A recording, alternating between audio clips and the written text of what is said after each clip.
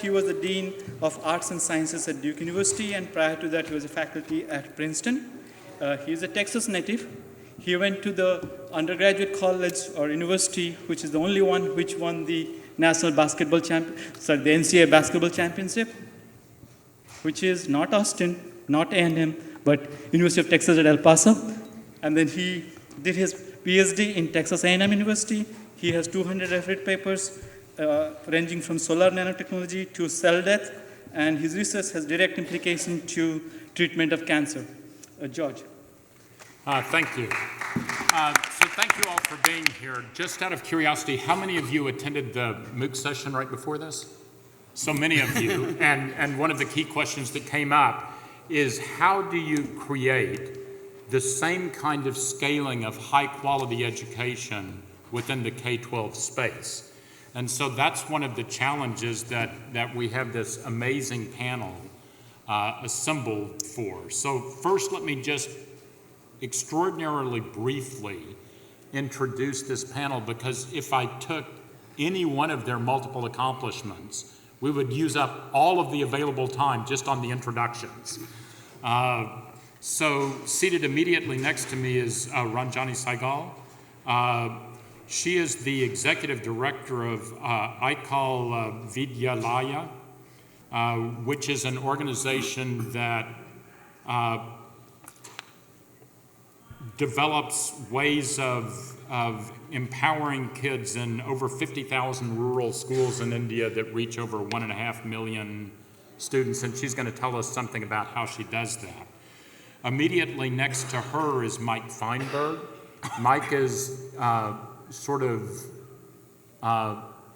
both locally and globally famous as one of the co-founders of KIP, the Knowledge is Power program, a set of transformative charter schools that started right here in Houston and have spread nationally, and now through the One World program spreading globally. For those of you who would like to know more about it, there's actually a pretty good book called Play Hard and Be Nice that talks about the KIP phenomenon. There are ballpark 30 charter schools serving 10,000 kids in the KIP network. Houston, 50,000 nationally. 50,000 nationally. And let's see, next to him is Paul Corey, who is a senior executive at Pearson.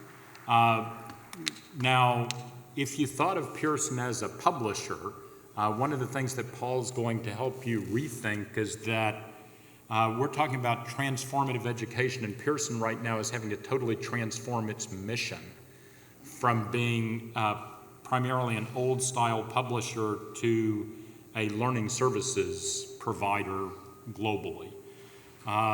And let's see, last and never least, Madhav Chavan, the founder of Pratham, which again is a provider of transformative educational opportunities to students in India. The Read to Lead campaign reaches, what, 1.5 million students or something like that? Yeah, I think so. And so we have here assembled an extraordinary collection of transformative leaders in education, both from India and beyond. And the starting question that I'm going to ask, and I'll give you a tiny bit of local Rice context. Mike knows this well because many of his Houston students use this platform. Rice was approached a few years ago by the Houston Independent School District and asked, we end up with lots of substitute teachers in elementary schools, 4th, 5th grade, who have to come in and teach science, and they don't know any science. So could you help us develop just some little teacher's guides for them? And we thought, okay, how hard can that be? The answer is it's actually really hard. But in our naivete, we helped do that. They came back soon after and said, all of the regular teachers are borrowing the substitute teachers' materials.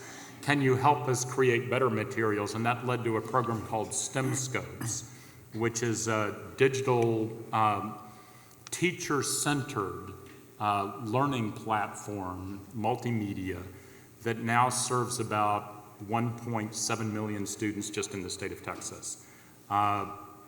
We didn't actually know what we were supposed to charge for this, so I asked the creator of this, Reed Whitaker, who was an award-winning teacher in Houston, and he said, well, $3.99. I said, why $3.99? He said, because it's a year of science education for the price of a Happy Meal, which turned out to be actually a pretty good slogan.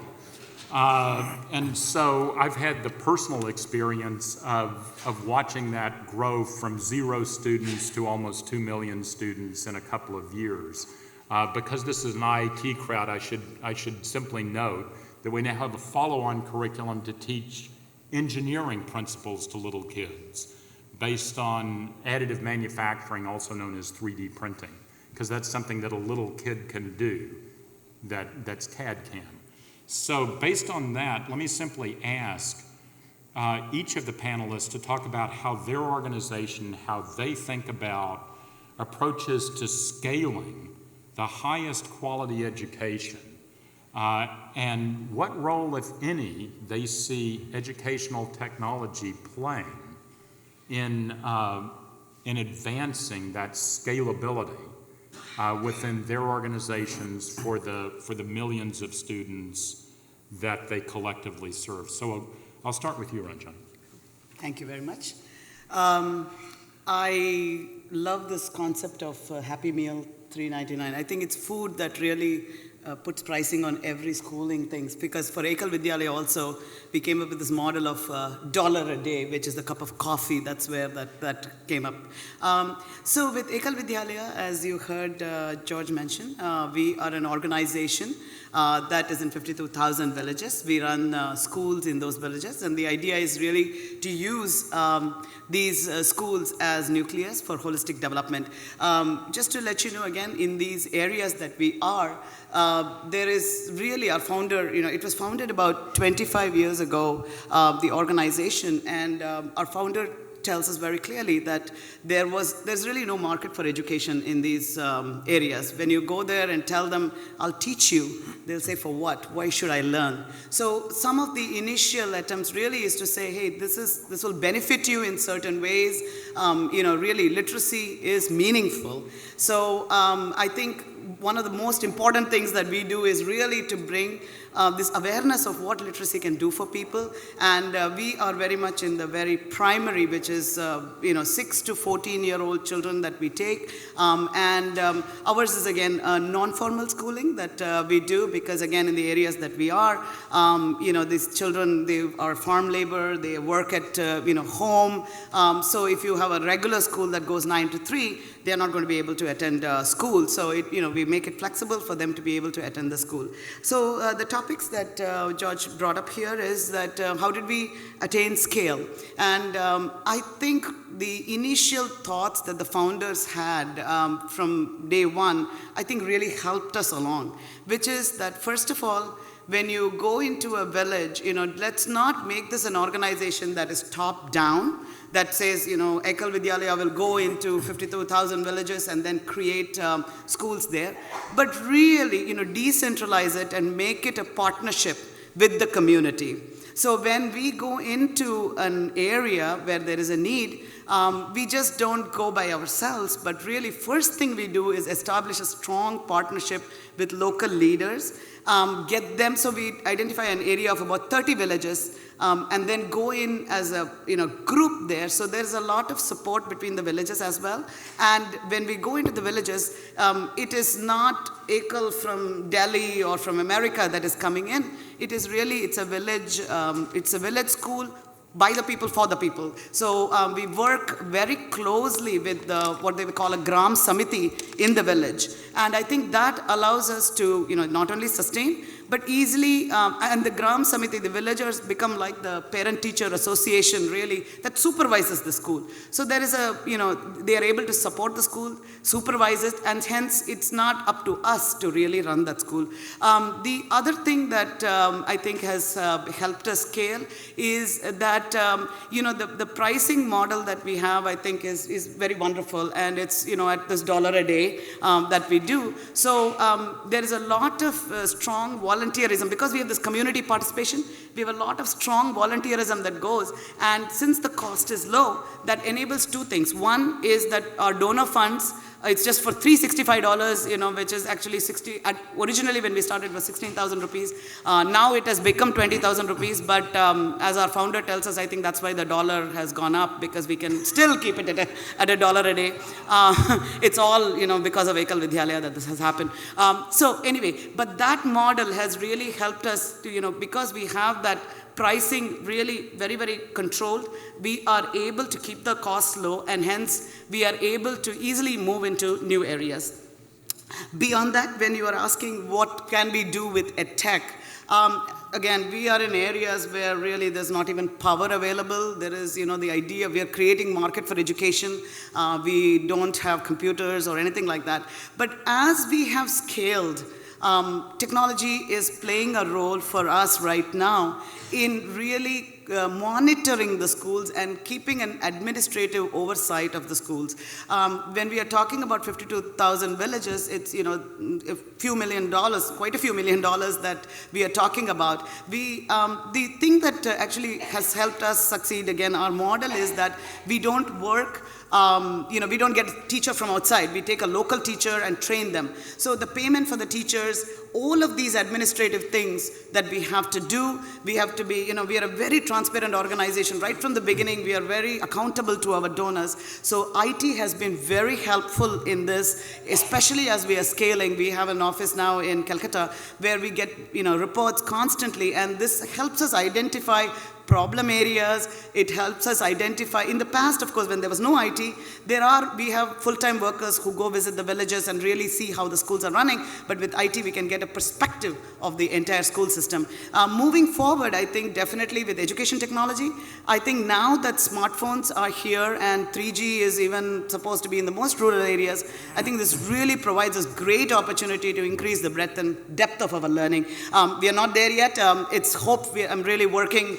This is one of my areas of expertise, and I would love to see what we can do with it at this time. Thank you. I neglected to mention two things. The first is, as you can tell from her remarkable remarks, Ranjani is well-educated. She's the one IIT graduate on the panel. The second is that we're blessed with some students around the room, and they've got index cards. And so if any of you if you think of a question as we're going through this first round, very quickly, I'm gonna stop asking questions and turn this over to the experts in the audience to ask questions. So if as one of the panelists is speaking, you raise your hand, one of these students will bring you an index card, write down your question, give it back to them, they'll bring it up to me, and I'll make sure that gets asked. So next, we're really asking the same question to Mike. Good morning. It's great to be here. Let's reverse engineer this back from what the ultimate goal is. Ultimate goal is we want kids to be happy. And what's the best way to ensure kids are happy later in life as adults is for them to have the choice, the freedom to do this for what they want to do. For them to be able to have the freedom and the choice to do what they want to do, they have to get a great education. And for us, we think that means they have to have a college education. There's a debate raging around the world, is college right for every child? I have a lot of heartfelt thoughts on that, but for now, let me just say, we agree that college might not be for every child, but certainly the skills to go to college are for every child, and they should have the freedom to go to college if they want. So that's how we think of, that's the ultimate goal. So to do that, our schools have to be set up to create college preparatory going kids that are going to be successful in college. And I'd argue that any school set up to do that has two basic ingredients. Any school that's set up to have kids go to and through college must have great teaching and more of it. That's simple. Easy recipe. Hard to say, hard to do, easy to say, hard to do, but it's a simple recipe. Great teaching and more of it. And by great teaching, we've all had great teachers and lousy teachers in our career, so we know what that means. It certainly means someone who's very smart and passionate in the room, and someone who knows the material really well. It also means someone who's well prepared to teach us. But also, think about our great teachers. They're also good at building relationships and doing non-academic things too, non-cognitive things. They're good at building relationships. They motivated us. They inspired us. They consoled us when we were not feeling well. And so great teaching is more than just the strict academics. And so where does great teaching and more of it come from? The critical path how to get that is the leadership. Right? Education is still behind basically every other industry that's figured it out, that if you want to scale and do well in your business as is and scale, leadership is the critical path. Because a great leader is going to be the one who's going to hire great teachers. The great leader is going to be the one who hires not great teachers yet, but develops them to become great. And most importantly, a great teacher is going to be the one to retain talent and keep it there. You certainly can't scale when you're churning through your people. So you've got to either get and or develop great teachers, keep them, and keep developing more and more if you're going to scale this. And that's what leadership allows you to do. And so for us, that's why we've been focusing on finding great teachers and training them to be great leaders. And that doesn't just mean that just great teachers know the pedagogy very well. They know how to lead and manage children. No one trains teachers on how to lead and manage adults. And if only the adults behaved as well as the children, right? So that's a whole nother set of skills that we have to work on. And places like KIPP and Rice, through the REAP program, realize that business schools can play a role in this because business schools train leaders all the time. And so we use business school principles to train great teachers to become great leaders. As far as the role of IT in this, I think IT can certainly play a role, but we have to make sure we have to avoid the progress trap. The progress trap is thinking that IT is more than just a tool, it's the answer. And in another 100 years, it will be the answer, maybe in 70 years. When we become like Star Trek and we can just hologram in great teachers and they can do the job for us, IT will be the answer. We're not there yet. So technology is a tool. And a tool is only as good as the hands are using that tool. Education today is still the only other industry, I think this is amazing, where when you add technology, you haven't made things more efficient. All you've done is added another row to your budget and made things more expensive. And so we definitely have to get a lot better at leveraging it. I'm optimistic at seeing the new, in the last 10 years we've come a long way, and now people look at called blended learning tools. First, I like the fact we're calling it a tool, not a solution. And blended learning implies technology is blended with great teaching as well. And to me, the best part so far about it is not the actual technology itself, that's how putting knowledge in kids' brains. The advantage is data and time. It's giving the teachers real-time data about how the kids are doing, and then allows the teacher with that data to be more strategic with his or her time and create smaller groups and focus. These 3 kids need work on fractions. These 5 kids need work on times tables. These 6 kids need help on reading context clues, and you can shrink that classroom down and be more surgical on who needs what kind of teaching and learning. And that's where I think technology can greatly help as we keep scaling this, but it's all about great teaching and more of it. Terrific, thank you. Paul? I couldn't agree more with what Mike said, and one of his comments was teaching adults how to behave. I'm one of them. I did not read the instructions. I actually have a few slides. So if you could actually help me get, this is not my computer, to get to the blank slide. But I'll start by talking about a survey that Atlantic Magazine recently had, where they asked many of the top scholars today, scientists, historians, entrepreneurs, etc., what they thought or ranked the top 50 innovations since the invention of the wheel. That's a long period of time, that's 6,000 years. And the survey results came through, and it wasn't electricity, it wasn't penicillin, it wasn't a semiconductor, it wasn't the internet, it wasn't a lot of things, obviously. And I'm going to start with what it was. I can do it right here. It was actually this, or rather the technology that created this, the printing press. And it was by far number 1. And now here we are, 560, maybe 560 something years later, and look at the progress we've made. we've added a blue tint to the... And so clearly, there's been a lot of, well, actually in defense of the industry that I'm representing and helping change, it took 1,000 years between the invention of the wheel and the invention of the wheelbarrow. So we're a little better than that, but not much.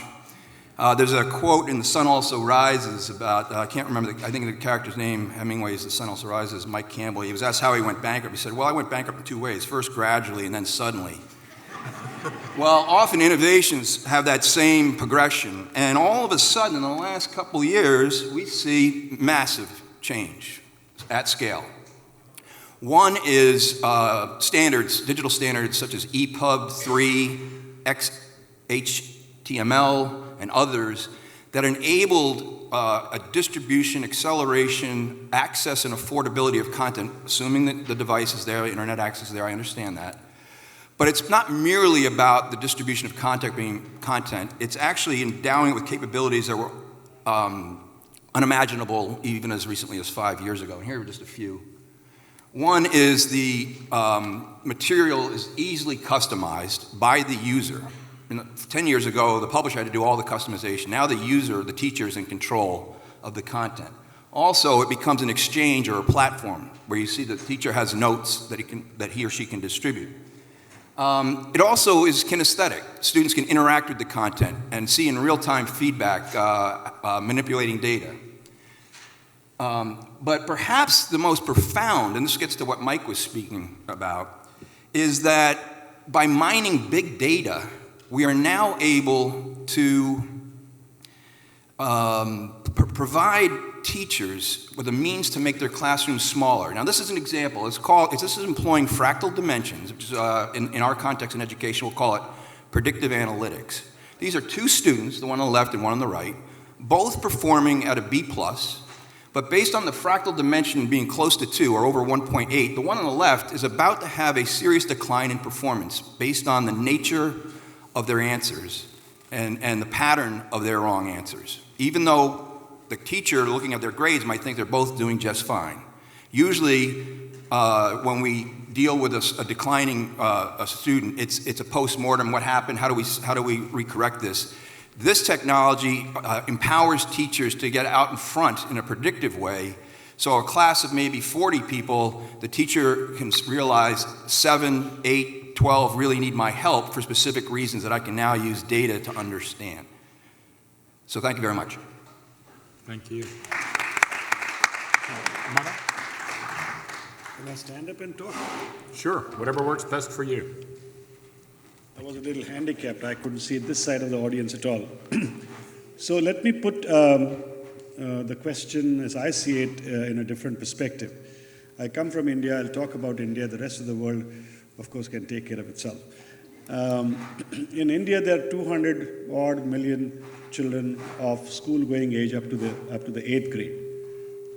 The government, the union government and the state governments together spend a large sum of money. The average amount that is computed by the government today is that about $150 are spent at today's conversion rate per child to teach about 200 million children.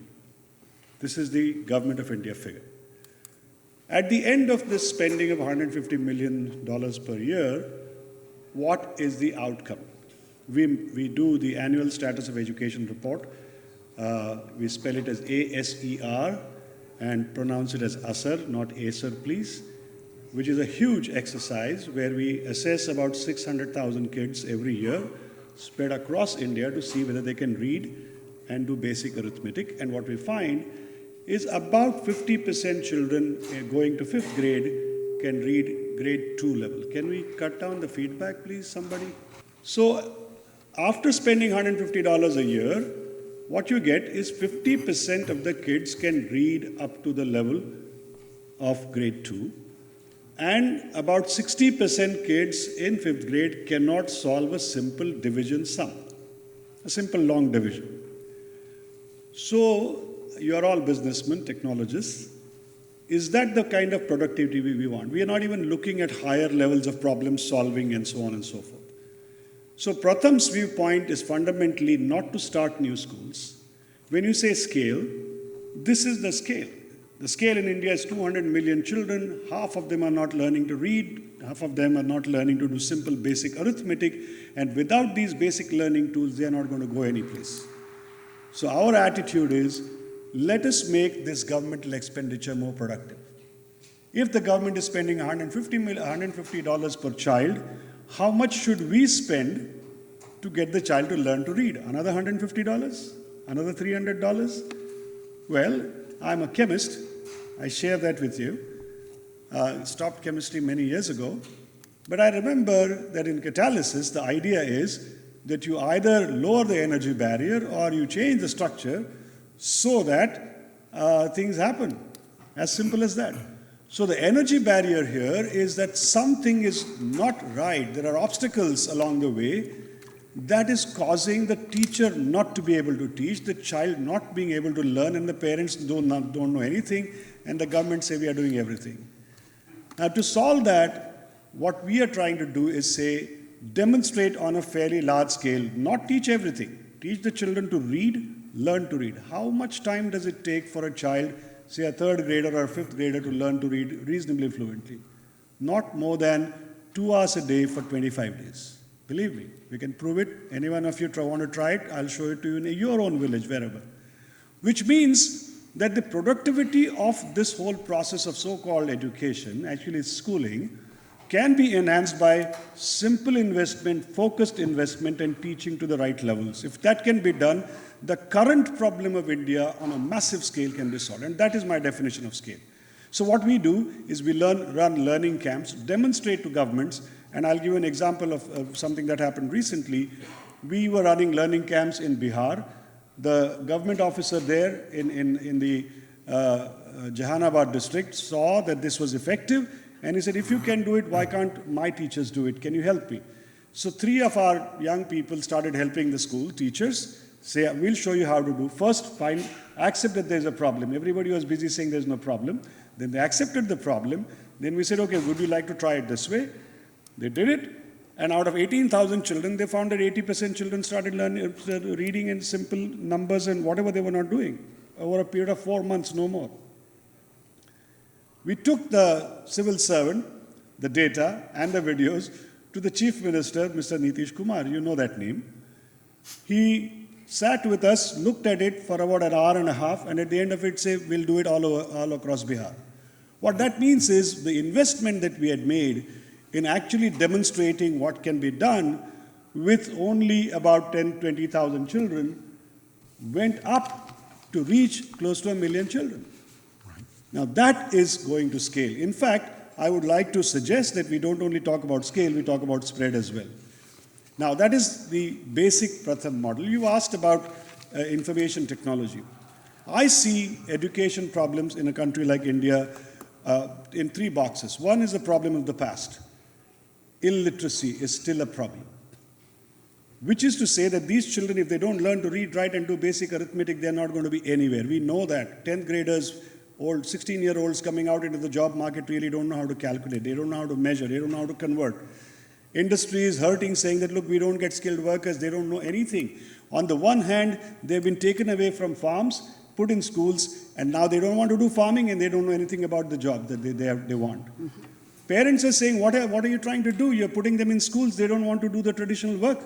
They're shy. They're ashamed of their parents. And now you're giving them nothing. What's going on here? So that's one problem of the past. The problem of the present is the same. Is a part of this is that these kids are coming out, 16-year-olds, 18-year-olds, want jobs. Otherwise, they are upset. And they don't know enough to get a job. How do you solve that problem? You've got to remediate and give these young people something so that they can become productive as it is now. And there's the problem of the future. And I see the IT being an extremely useful tool in leapfrogging into the future and saying, how do you solve it? We are using information technology in administration. For example, we monitor what's going on all around India through simple SMS tracking. Every day, our field workers send a simple SMS text about what's going on.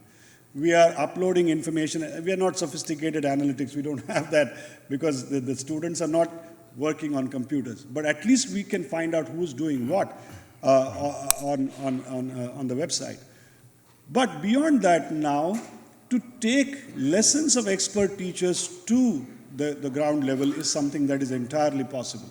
So the design I see is on a scale of where there are 3 million teachers in India. You are not going to get 3 million expert teachers. Forget it. It's not going to happen. India is an underdeveloped country. Today, it's not going to happen. It's not going to happen for the next 2 decades, maybe 3. So what we need is a system of not necessarily highest trained teachers, 3 million in numbers. Maybe we need a couple of 100,000 expert teachers who actually are assisted by 20 times as many tutors who are in turn assisted by information technology. If that model works, instead of calling everybody a teacher and expecting the sky from them, why don't we rationalize the system as it functions? And then that is where the information technology role is in the first place. And the second, I believe, our tagline is every child in school and learning well. But these days I keep saying the school model itself. The biggest invention after the book was the school. And the way the school came about because of another invention called the blackboard. Before that, do you know, blackboard was invented in 1828, or that's some thereabouts, and then suddenly there was a blackboard and everybody is sitting in front. That's breaking down. You know that it's breaking down. The random access to knowledge and information is what this new era is all about. So the model of the school with the curriculum, centrally designed curriculum, the trained teacher, trained to transact the curriculum, the classrooms designed to get the children inside the school is all entirely outdated. And so information technology's role is now to disrupt the old model and try to create something new, but it's not that easy. We'll feel extremely insecure doing that, but that's another story. Thank you. Thank you.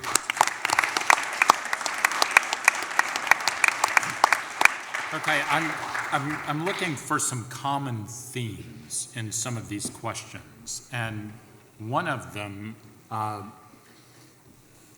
3 out of the 4 panelists talked about the criticality of the teacher. And so, because you're addressing at present somewhat different groups, and Madhav just talked about having different types of teachers, having tutors, having broad access, whether it's MOOCs or anything else. So I'd like to ask both of you to comment on how do you find good teachers, and once you find them, how do you make them even better teachers? That's a great question for us. As you know, ACL really means single, and the point was single teacher. So right from our beginning, our founders realized that instead of investing in a building, at that time, 25 years ago, when people said school was all about a building, they said, let's invest in the teacher. So what we do is really identify what is a good teacher. A good teacher is also a relative concept, I think. A good teacher at MIT is not the good teacher in Ekal Vidyalaya. So the good teacher is somebody, as I think Mike was mentioning, is a person whom, first of all, you can relate to. Secondly, who can inspire you, who really cares about you, who can make you get self-esteem and make you proud of who you are. The other important thing also, like Madhavji was mentioning, that when you give education, especially where we are, you don't want the children to go away from their culture. That makes it, if you don't make a difference in your own culture and you just are going to, get a job, again, you're going to be part of an urban slum problem. So what we do really is ask the local villagers to find us people who really feel very passionate about changing their little village. Of course, we find people who have at least a 10th grade education. And when I asked the founder, what is the interview process? He says, we bring 2 people who have been suggested by the local people. And then their first job is they're given training. Training for what? Is to really, for 2 months, have a school where children will come to school. If the teacher can do that, can inspire them to come to school, they just don't need to do anything else, then that is the one who wins the position, how do we keep them motivated? So teacher training is a very important part of what we do in Ekal Vidyalaya. 60% of our cost of that $1 a day goes to pay the teachers, and 30% goes really to train the teachers. So every 6 months they undergo a 10-day training, and every month when they come to collect their paycheck, they undergo a 3 to 4 hour training. But I think the thing to do for the future, and so the other very important thing that we do, which really motivates the teachers to stay on, is beyond giving them money, because money is really small, they get the respect and they are empowered to feel that they are making a difference in the life of the child. So in fact, we have found that teachers who get a government job, which might be higher paying, prefer to stay in Ekal schools because they are called the acharyas. They are the respected person in the society. That makes them also empowered to do the right things to make it. I think a good teacher is one who is inspired and empowered to make a change in the life of his or her student. The other thing, of course, we found is that women teachers do very well. This is very known, I think. So 71% of our teachers are women. But going forward, I think EdTech can play a role in increasing the level of training of our teachers themselves. Once they are going at a higher level, and I'm talking about 52,000 young youth teachers who are going to go at a higher level, I think EdTech can help there, and that will even enhance or increase the level of our students. So essentially, it's really we find the person who is willing to work with our children to make a change. Mike, similarities and differences. Yeah. 20 years ago when we started this work, there weren't a lot of high-performing, transformative breakthrough schools. So back in the 90s, the way I would find great teachers, I had a pretty easy time of it. Literally, I would go to other schools at about 5 o'clock in the afternoon. I'd find the 2 cars in the teacher parking lot. I'd wait for those teachers to come out. And I would say, aren't you tired of being the only teachers left in the building at 5 o'clock? Don't you want to come to a school where you can be surrounded by the entire faculty that's there at 5 o'clock with you? And it was shooting fish in a barrel. It was very easy to recruit the teachers to come. We've worked ourselves into a great problem to have, where in the US right now, you could argue there are hundreds of breakthrough transformative schools.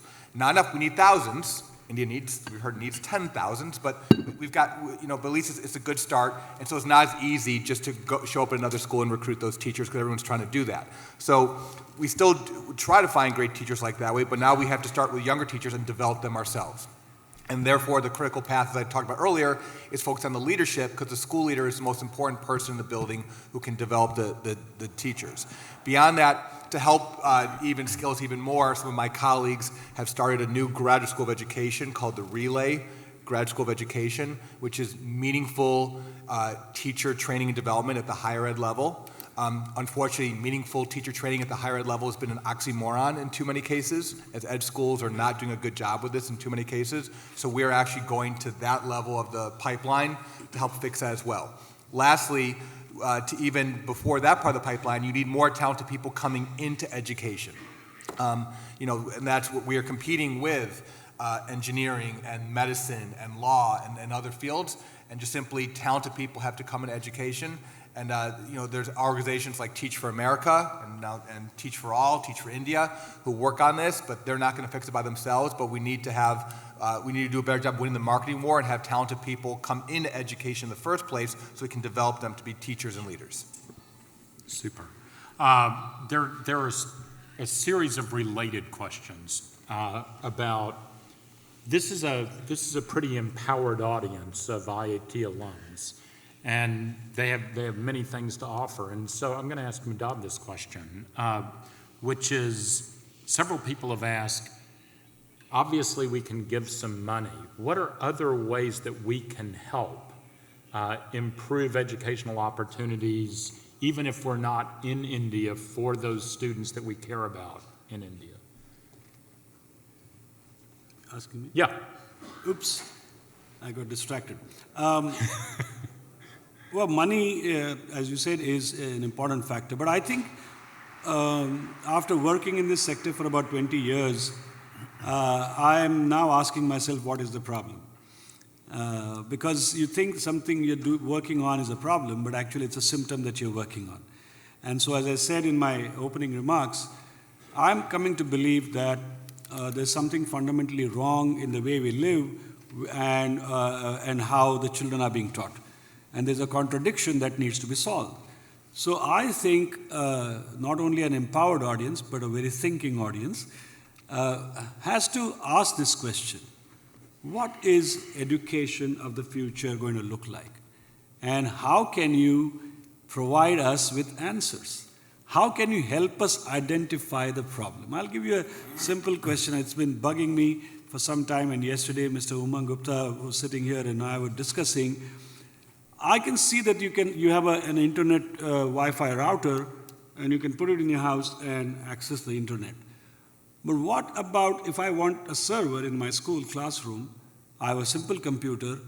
Can I get an internet router that will help 30 kids in the classroom use a tablet and see all the content that I have in my computer?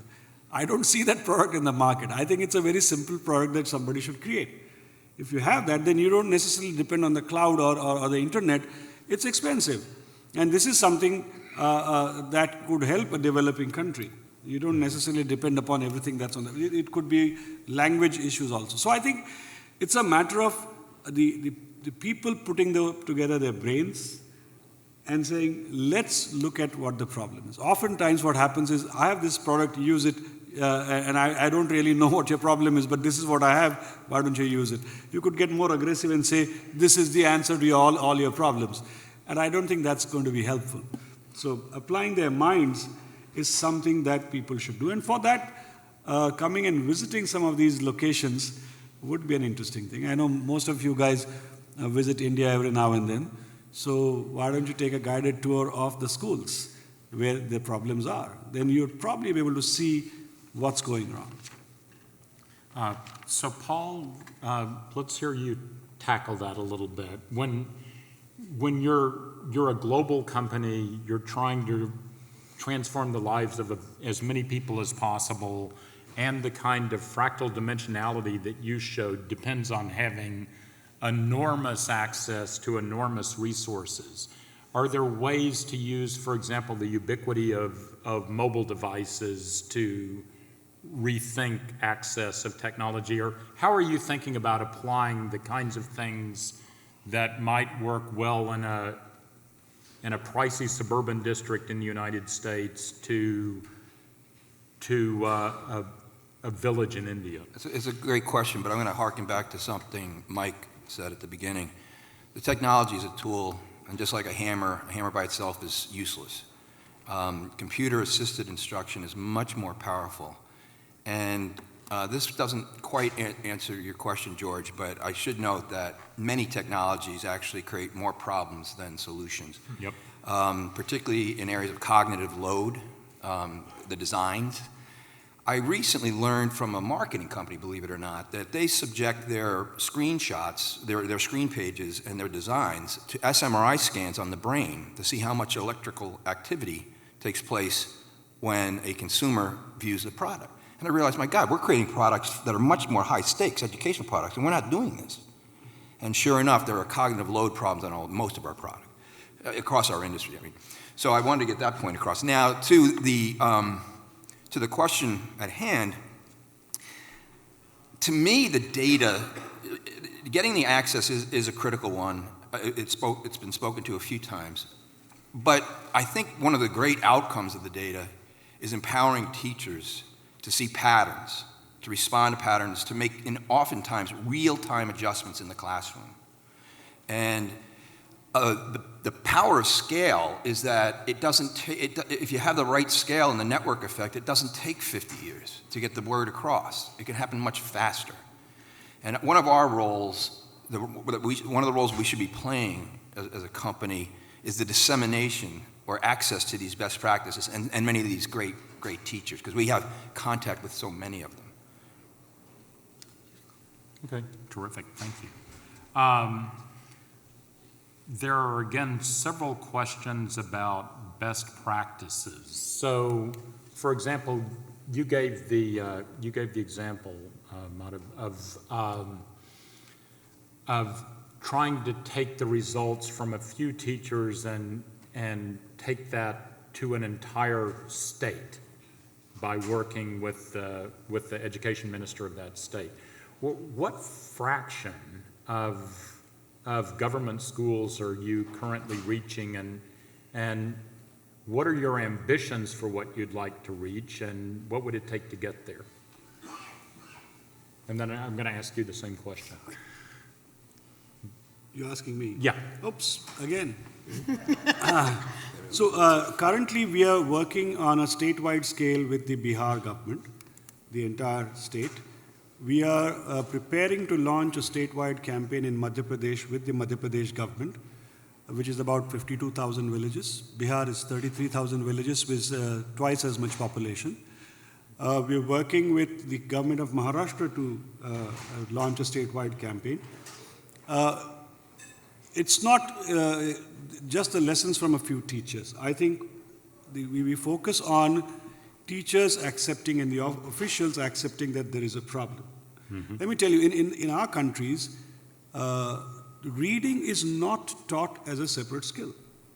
It's just not taught. In the entire developing world, reading is not taught as a skill, was never taught. And we have to learn how to teach reading. And teachers really don't know how to teach reading. They only know how to teach language, whatever that means. So we don't teach communication, we don't teach reading, we don't teach learning.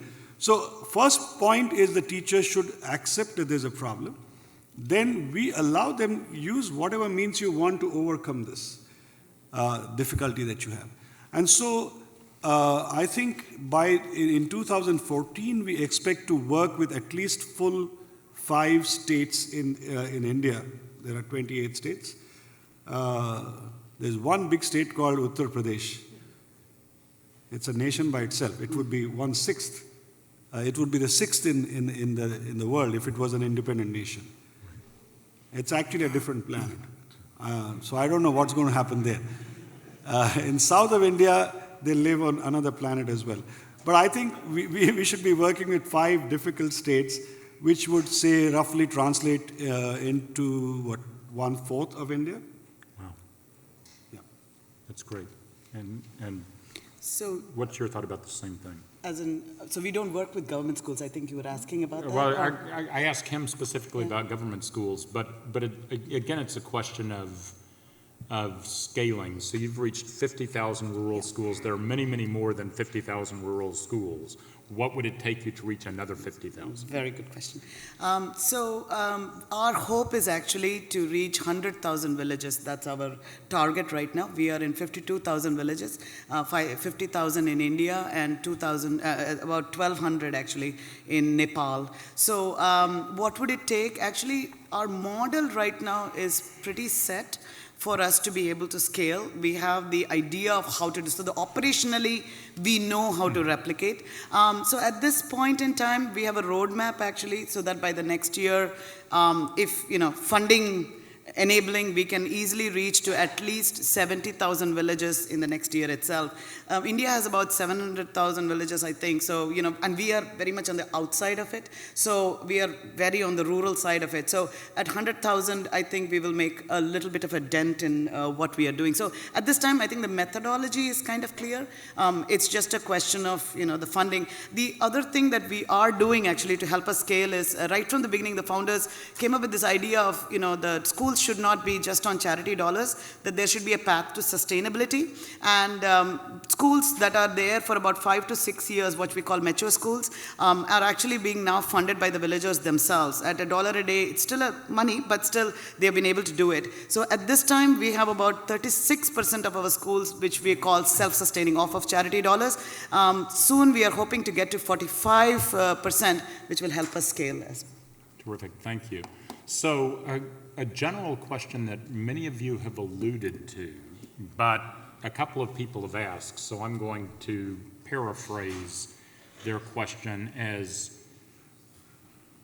if you could make the kind of transformation that you want to make, whether it's transforming the way that Pearson helps kids learn, or creating this great group of teachers, or reaching 100,000, what would success look like?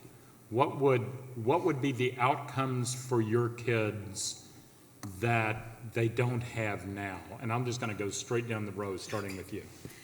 This is a great question for us because oftentimes when we come to the, especially in the Americas, they're like, what is the metrics, and especially IITians, we love to see the data and the metrics.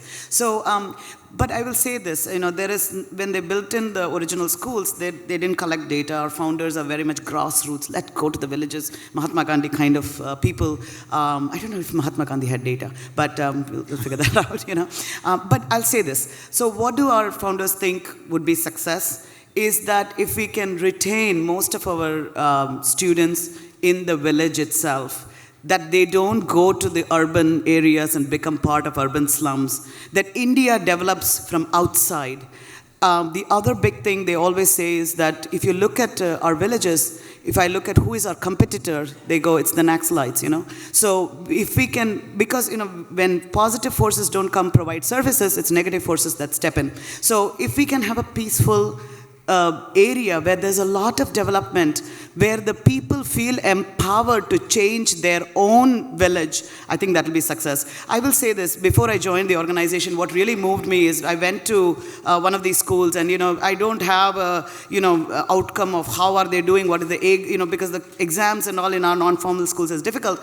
But what I did see with the children is, especially the women, and even I went to IIT later, but when I was a kid, I never used to raise my hand and say, ask questions, none of that I could do. But when I went to the schools, they were all ready to answer. And a girl with torn clothes, and I asked her a question that said, Beta, I'll say it in English, what would you like to be when you grow up? And she looks me in the eye and says, I don't know, madam, but I'd like to be a something. And I hope every individual in our 100,000 schools becomes something. And that is, I think, what will be success for us.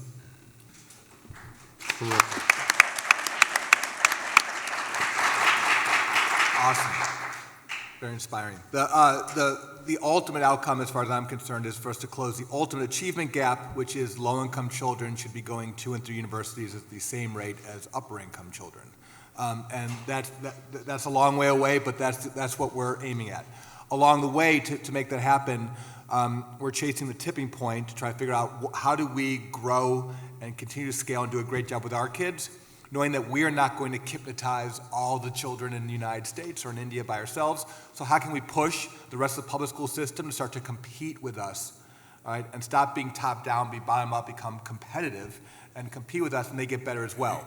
The way to just frame this is just here in Houston alone, last year I had 10,000 kids and parents who wanted to come to KIPP. Even with our hyper-growth, we only had room for about 2,000 kids and parents as we grew. So we were saying, sorry, no room to over 8,000 kids and parents who wanted to come. We won't catch up to that wait list just by adding a few more schools. We'll catch up to that wait list when the other schools get better, so the kids and parents stop wanting to come. So we're actually trying to grow ourselves out of growth, and that's what I want us to eventually see happen along the way towards closing the ultimate achievement gap. Super. Our literal mission is to help learners make progress in their lives through education. That's platitudinous, I grant you. I'd say for Pearson, it's helping teachers and institutions help the students reach the high end of their potential. And a lot of that has to do with developing confidence. And the confidence, there's so many people, students that drift out because they way too early in their academic career say, I'm just not cut out for this. And it could be they're studying the wrong way, or they haven't been inspired or reached early enough.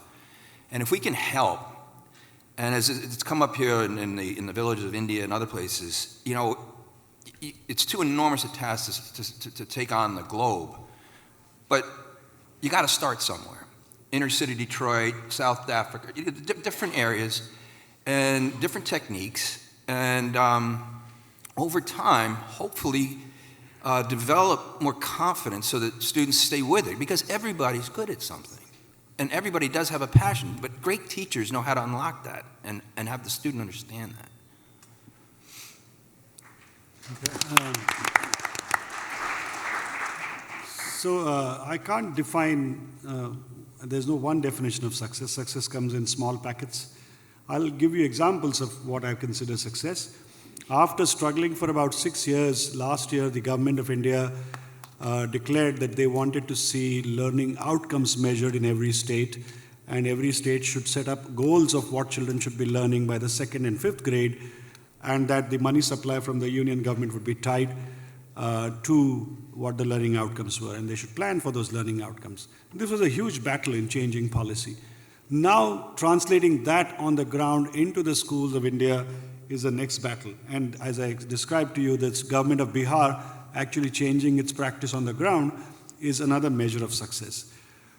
In the northern Indian states, the daily attendance, if you walk into a school and say how many children on the roster and checked how many of those are actually there, then in states like Uttar Pradesh, Bihar, it is 50, 60, Rajasthan, 70, but not 100%.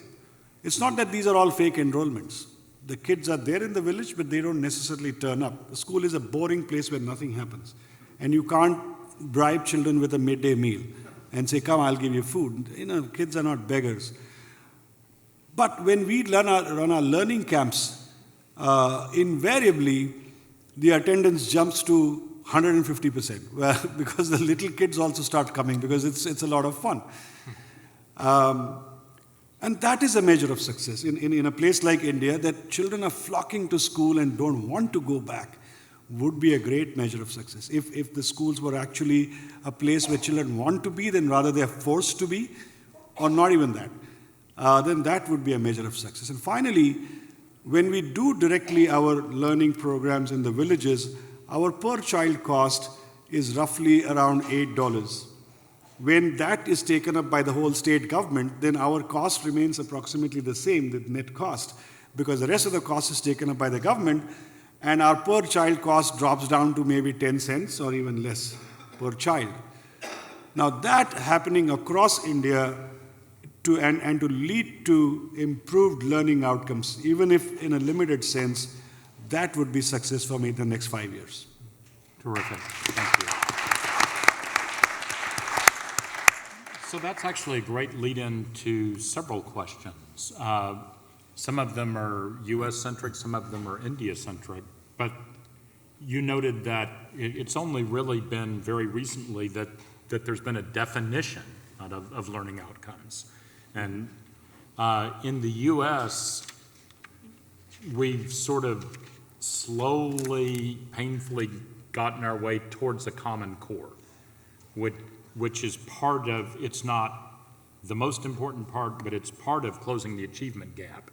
If you can define what it means to be a competent 8th grader, then you can start to define what it means to be an above competent 8th grader, and then you can start to get kids to have aspirations and teachers to have aspirations for what that would mean. So one of the questions that two different people ask is, what is happening to move towards standardization in education in India, in the United States, wherever, and to what extent is that empowering kids to move towards being happy, as Mike wants them to, by being able to compete for a meaningful place in society. Even if they don't know that they want to be an engineer, they want to be something. So perhaps you can start, because you write this education report. What initiatives are in place in India to create meaningful standards that would apply to all kids? As you rightly put, the standards, you've got to keep a bar and start and keep working at raising the bar. Right. If we were to say we want to reach US standards, that would be good, or we want to reach standards of Finland, that would be even better, but I believe Finland is dropping now. So if we were to set that, that's a good thing to do. But then you look at that barrier and say, oh my God, it's never going to happen. And then you go home and say, why don't I just relax? So I think we have to create standards in different ways for different levels. And I'd say if I can set a standard of how much children should be able to read, what problems they should be able to comprehend and come up with answers, that would be a standard for India. Maybe that's not a standard for the United States. Actually, at this moment, there's a dialogue going on because the next Millennium Development Goals are being framed after 2015. For the last 15 years or for 13 years, they've all focused on outlays, expenditure, and setting up of schools. But now everybody is asking the same question. Can we have standard, same outcomes across the world, or should they be different? And maybe each state, each government should set up its own standards. We find that setting such standards can be good from a governmental and a central administrative point of view, but sometimes it can be very bad, because then you are actually forcing every child to reach that one standard, whereas the child would actually be good at something else. So I think we have to be mindful that the standards do help in some ways. They help administrators and teachers. But in future, there could be other things that the children might have to learn that the curriculum actually doesn't teach, that the teacher doesn't teach, and for which then there is no standardization. The answer is, I don't know. Right, that's great. Mike? George, you're going to get us in trouble. You're talking about Common Core in the country of Texas. That's that's blasphemy. So I think there's two challenges. First of is that we in ed reform in general, we tend to always do either or and go to the polls. Either we have to solve this completely top down or completely bottom up. Everything in balance usually is where the answer lies. The other problem in the United States specifically is that we are fiercely independent and local. We are 50 different countries when it comes to public education, and there's a great fear of any kind of nationalization of education, and Common Core is seen as potentially taking freedom and rights away from communities and from states and putting it at a central level, which is there's a general disdain and fear to that. The way I think about it, again, is to split the difference and take the best of top down, the best of bottom up together. It's having Common Core, having set a standard so we know what the bar is. So a district and a school and a teacher and a parent in Massachusetts knows what they should be aiming at is the same in Missouri or Kansas or here in Texas.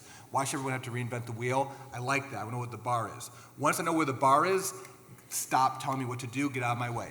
Don't tell me what book to use. Don't tell me what teacher to hire. Don't tell me what page I should be on October 20th. Don't tell me, all that should be out. So in general, it should be common what and innovative how. And I think that's how we take the best of both worlds. Terrific. Thank you. A potentially controversial question. This is not my world, so I can't say much about this. But first part is not controversial, which is the government's put up roadblocks to any of your activities. And the specific part that came from now 5 different people, so it must be a theme, is specifically in India, but I happen to know that this is also true in the United States of America.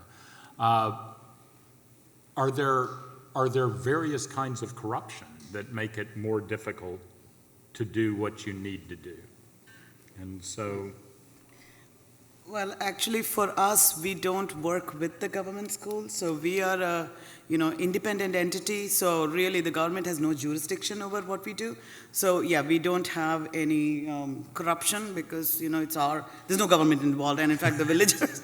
So I don't know if that's a good answer to that, but that sounds like a great answer. But I will say this, that our founder always says that when we go to the villages, if you tell them, please get an education because you can be like that government official, they'll go, oh my God, no, those are corrupt, we are good people. So, I think there's government creates two challenges for us, one direct, one indirect. The direct one, again, is this top-down versus bottom-up. There's such a natural, for good intention, the government wants to help solve the problem. The problem is you cannot top-down solve this for 50 million kids or almost 400 million kids. You have to let bottom-up solutions happen.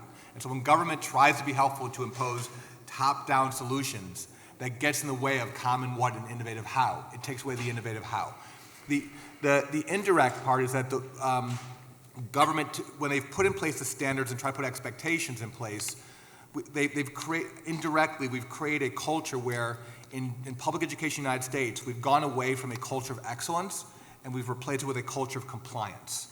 And I don't think anyone's tried to do that.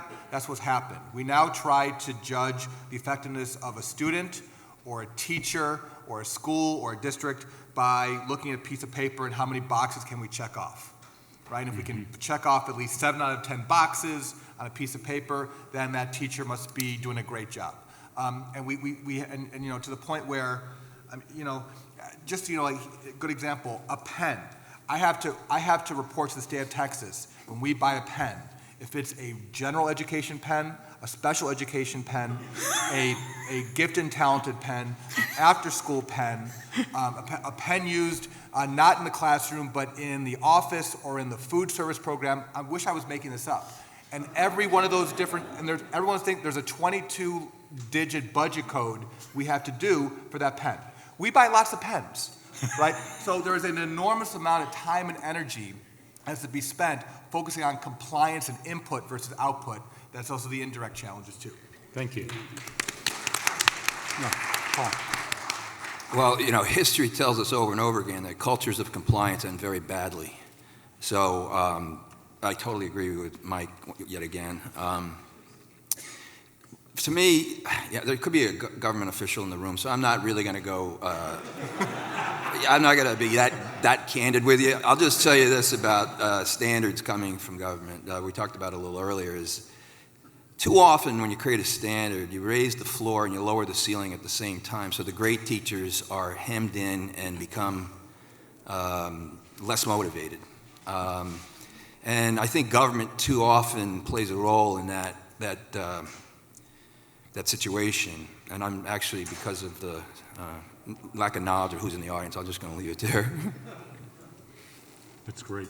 Well, to me, government is like an elephant sitting in the middle of a bazaar in India. Beautiful. I mean, you can feel it and say it looks like a rope, it feels like a pole or whatever, you know, in different places. So everybody has a different opinion of what the government is. The bigger problem is it's by itself a roadblock, right? So you try to push it, do all kinds of things to it, and hope and wish that it gets out of your way or starts walking. The problem is when it gets up, it starts running. And then anything in the way is destroyed. So whichever way you go, you wish the government would walk. It doesn't. It destroys everything. So, but it's better than being a roadblock by itself. But let me add another. I know a lot of people are concerned about corruption. Yes, to start a school, I suspect there's a lot of corruption. To get a job of a teacher, there's a lot of corruption. There are ratios. You know, you're going to be a permanent school teacher. You're done for life in more ways than one. And so, so then you have to pay a 3-year salary as a bribe or something like that. So all those things exist in India. But the roadblocks that and we don't run schools, so we don't have to go for government permissions. In fact, what we do is we don't ask for any permissions. We find, and in India, Indians know this. You ask for permission, you are sunk. You know, if there's a traffic jam, don't complain to the cop. Go around the jam, right? Go into the farm, you know, you find your way. So you got to find your way. And the way we do it is we go to a village, assess all the children and ask the parents, what do you think? They say, well, they have to be taught, and this teacher is doing nothing. That means the government is doing nothing. And then the village head comes, yeah, I can't really do anything, but if you guys want to teach, I'll give you all cooperation, whatever that means. And then everybody is all together and learning starts. So you go around the government and the government comes around. You see, the more you do it, they say, yes, we want to do that. Every government official will tell you, government can't do what you can do. Then who can? So, and then there's a third party, which is the more dangerous one, called the education experts and establishment. They tell you how wrong you are, because they've learned their education theories 50 years ago, and what you say don't actually comply. So our government compliance we're not bothered about. But there are education experts who will tell us that this is wrong and this can't be done, this should not be done. Okay, we have 5 minutes. And governments then rely on them and saying that these are the experts, listen to them. We have 5 minutes left, so I would like a 1-minute answer or less from each panelist with what I thought was my favorite question. What inspired you individually to want to improve education? How did you make this your life's passion and life's work? I think it started with reading the book by Shinichi Suzuki. My children were learning violin, and he said that there is no child who is not smart. It's only the poor teaching that makes it, because every child can learn its mother tongue just fine, however difficult the mother tongue. And I really found, my own life, I don't think I was very smart, but I had a wonderful parent, teacher, my father, who was tremendous, and my mother. And so I really feel that, we can make a difference. And finally, I am here today. My father, came from a very poor family, and he went to a one-teacher school, and he became dean at IIT Bombay. And I think my own life, we were, that family, my grandparents' family was really poor and not empowered at all. And today, really, we have made a big difference. I think my father certainly has. So watching what education can do, it is the one thing, once you let people know what they can do with their lives, you can get out of the way. Then, just make them empowered, make them really understand, and just open that window, because education is that window that will open their way to life. And I think that really made me very, very motivated to see what I can do with my children, what my father did with me. I think the world can be transformed if we have good education.